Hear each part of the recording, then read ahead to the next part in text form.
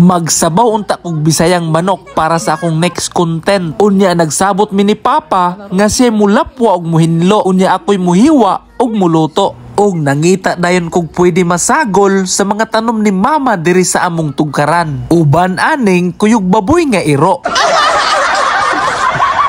Basta magkugilag pananom na adyoy makutlo para sagol sa niluto. Free na, presko pa.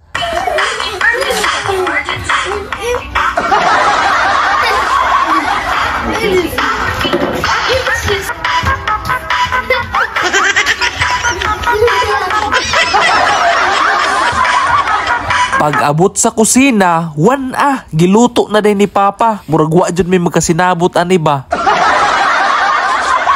Nagmantika jud sa katambok kay kaning manuka di magdumdum og pangitlog. Maong gibaligya na lang sa tag-iya. Unya kay luto naman manghabhab na lang ta.